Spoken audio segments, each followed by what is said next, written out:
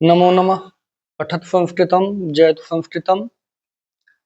चलिए मित्रों, हम लोग आज संस्कृत व्याकरण प्रवेशिका का एपिसोड 13 पढ़ाई करते हैं, जो कि विजन टीजीटी चल रहा है। विजन टीजीटी एक तरफ मान लो कि टीजीटी स्पेशल आप लोगों को क्लास दी जा रही है और इसके सब पूरे प्लेलिस्ट बने हुए हैं। आप संधि प्रकरण खोलिए, यूट्यूब चैनल पे आप जाइए और तुरंत प्लेलिस्ट खोल लीजिए कि संस्कृत व्याकरण प्रवेशिका अच संधि प्रकरण।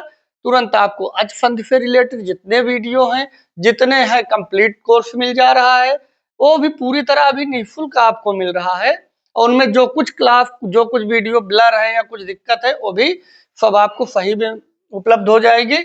और व्यंजन संधि का प्लेलिस्ट खोलते हैं तो आपको पूरी तरह से व्यंजन संधि का मिल जाता है। और स्पेशल टीजीटी के लिए महत्वपूर्ण है, यूपी टीजीटी के लिए, बाकी तो हर परीक्षाओं के लिए महत्वपूर्ण है। तो हम लोग व्यंजन संधि के अंतर्गत देख रहे थे। सबसे पहले पढ़े क्या, मोनुस्वारा अनुस्वार विषय में चल रहा था, जिसके अंतर्गत मोनुस्वारा पढ़े। उसमें अनुस्वार के बाद मकार के बाद व्यंजन आने के बाद आप क्या करते थे, अनुस्वार मोनुस्वारा मकार को अनुस्वार कर देते थे।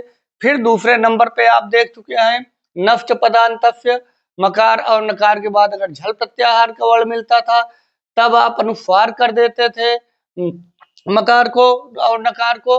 फिर उसके बाद आपने पढ़ा, जो कि आपको लिखा हुआ है कि अनुस्वार से यही पर सवर्ण, अर्थात यदि किसी पद के, जब किसी पद के मध्य में अनुस्वार आता है और उसके बाद यही प्रत्याहार का वर्ण बाद में मिलता है, तो आप क्या करते हैं, यही प्रत्याहार का पर सवर्ण दीर्घ करते थे। अनुस्वार के बाद जो यही प्रत्याहार का वर्ण है, जैसे तकार है तो अनुस्वार के स्थान में क्या कर देते थे, तकार का पंचम अक्षर नकार कर देते थे। अगर पकार था तो मां कर देते थे। अब जो दूसरा सूत्र आपका आता है, ये कहता है कि वा पदांतस्य। अभी तक ऊपर वाला जो आपने देखा, ये बताया गया इसके द्वारा कि यदि अनुस्वार पद के मध्य में हो तो यही प्रत्याहार का वर्ण बाद में अनुस्वार के आया हो तो उसका पांचवा अक्षर कर देते थे अनुस्वार के स्थान पर। और लेकिन ये कहता कि वा पदांतस्य, पदांतस्य अर्थात अंत में, किसी पद के अंत में अगर अनुस्वार आ रहा हो तब क्या करेंगे, विकल्प से करेंगे। कहते हैं कि यदि अनुस्वार किसी पद के अंत में रहे, यदि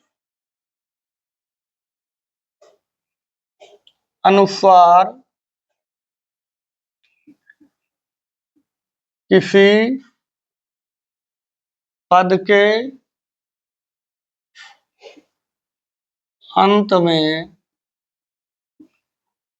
रहे तो ऊपर वाला नियम, ऊपर वाला अर्थात अनुस्वार से पर सवर्ण विकल्प से होता है। ऊपर वाला की जगह हम लिख देते हैं कि पूर्व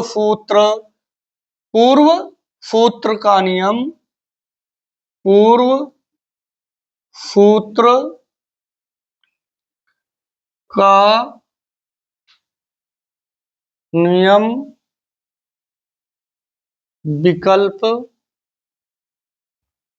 से होगा। यहां एक बात और समझने वाली, पूर्व सूत्र मतलब अनुस्वार से पर सवर्ण, कहने का मतलब ये अनिवार्य कहाँ होगा, कहाँ अनिवार्य रूप से लगेगा, अगर पद के मध्य में अनुस्वार है तब तो अनिवार्य रूप से यही लगेगा, अर्थात यही प्रत्याहार का वर्ण जो है उसका पंचमाक्षर सवर्णी ही हो जाएगा। लेकिन अगर किसी पद के अंत में अनुस्वार है तब क्या हो जाएगा, विकल्प से हो जाएगा। चाहे ये सूत्र लगाएं और चाहे उसको वैसे ही रहने दें। आपको कुछ उदाहरण के द्वारा हम बताते हैं।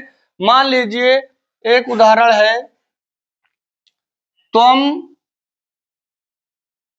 करोसि, त्वम करोसि। अब ये तो बन गया है रूप त्वम करोसि। अब यहां पर क्या हो गया, यही प्रत्याहार का, अब मां क्या है, त्वम क्या है, एक पूरी तरह से पद है, पद के अंत में मकार है, और मकार चाहे इसको रहने दे और चाहे हम इसको त्वम करोस भी लिख सकते हैं। क्या इसको कर सकते हैं, त्वम करोस, क्योंकि मकार पद के अंत में है, इसलिए विकल्प से यहाँ पे प्रारंभ हो जाता है। विकल्प मिलता है कि चाहे ए करे चाहे तुम करो ही रहने दे।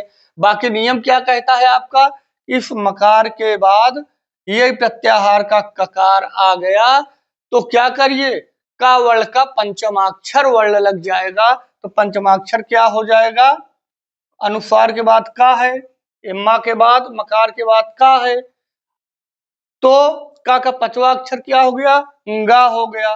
तो इसकी जगह पे हम कर सकते हैं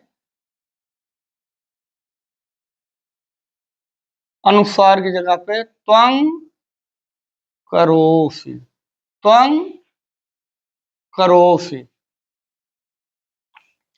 त्वं करोसि। अब ये विकल्प से हो रहा है, चाहे इसको करें चाहे त्वं करोसि करें, विकल्प से। वह पदांतर सूत्र कहता है कि यदि पद के अंत में अनुस्वार है तो आप विकल्प का प्रयोग कर सकते हैं, चाहे तो त्वं करोसि करें चाहे त्वं करोसि ही रहने दें। लेकिन जब त्वं करोसि रहेगा तो इसका त्वं करोसि यह रूप हो जाता है। अब इसी तरह से दूसरा उदाहरण है त्रिणम, त्रिणम चरति, त्रिणम चरति। ध्यान से देखिए, अब हम त्रिणम चरति को विकल्प से क्या कर सकते हैं,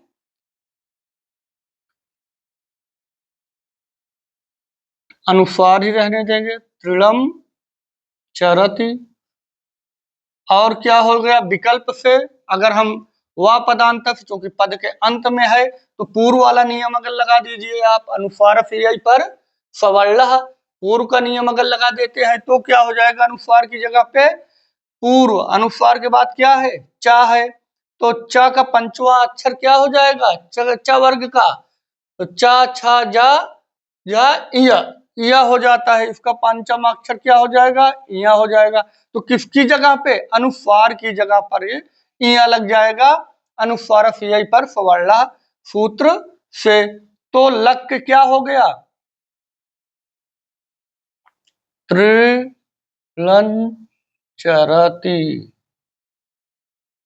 त्रिलन चरति, यह रूप बन गया। विकल्प का प्रयोग किया गया, वह पदांतस, वह पदांतस का मुख्य रूप से प्रयोग ही यही है कि विकल्प दे देता है कि अगर पद के अंत में अनुस्वार है तब आप विकल्प से करिए। वो भी कर सकते हैं, अनुस्वार से यही पर सवर्ण भी यहाँ पे लागू होगा और नहीं भी लागू होगा, तो जैसा के तैसा भी रख सकते हो। परंतु अनिवार्य नित्य कहाँ पे लगेगा, जहां पर अनुस्वार अगर पद के मध्य में होगा, तो जैसे गंता था, गंधन ता, गमधन ता, तो यहाँ पे क्या हो जाता, अनिवार्य रूप से गंता रूप ही बनता।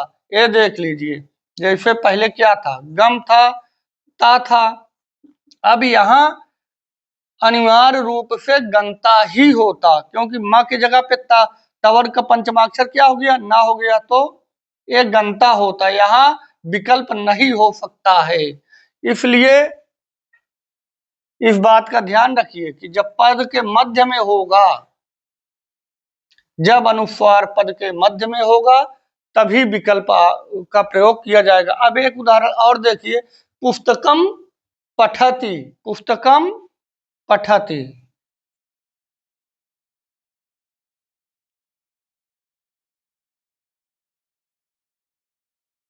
पुस्तकम पठति।